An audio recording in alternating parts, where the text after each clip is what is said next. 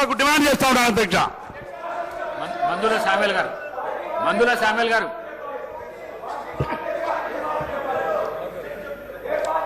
ధన్యవాదాలు అధ్యక్ష.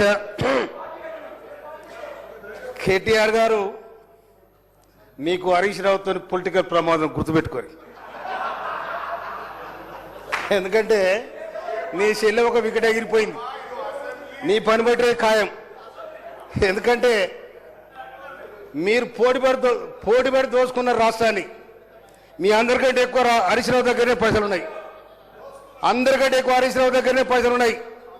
ఇక్కడ ఉన్న ఎమ్మెల్యేలు కేటీఆర్ గారు మీ మాట ఎవరు ఇడరో చెప్పండి, ఆడ ఉన్న ఎమ్మెల్యేలు ఎవరెవరు మీ మాట ఇడరో చెప్పండి. హరీష్ రావు మాట వింటారు. రేపు నేను ముంచేది ఖాయం, గుర్తుపెట్టుకోండి. ఎందుకంటే 2001 నుంచి చూస్తున్నాను.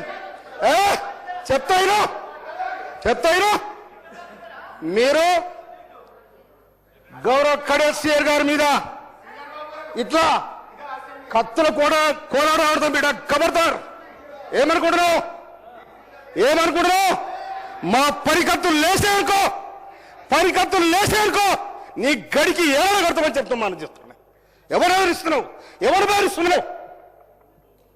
అందుకోసమనే దళితులంటే గిరిజనులంటే లెక్కలేని తన మీద మీరుంటే మీ గడిలో దొర్రే రోజు కూడా వస్తారు కూడా తెలుస్తారు. నేను అందుకోసమనే ఇమ్మీడియట్లీ అధ్యక్ష వాళ్ళు కడియం సిఆర్ గారికి బేస్ చెప్తా క్షమాపణ చెప్పాలని డిమాండ్ చేస్తా ఉన్నా నేను.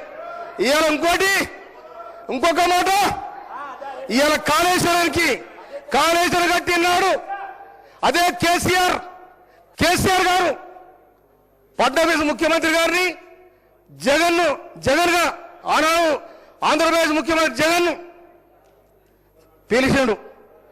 ఆనాడు ఇరిగేషన్ మినిస్టర్ ఎవరు? హరీష్ రావు గారు. నీ పేర్లే ఊర్లేడా, మీ పథకాల పంచాయతీ వచ్చి నిన్ను కూడా పిలవలే.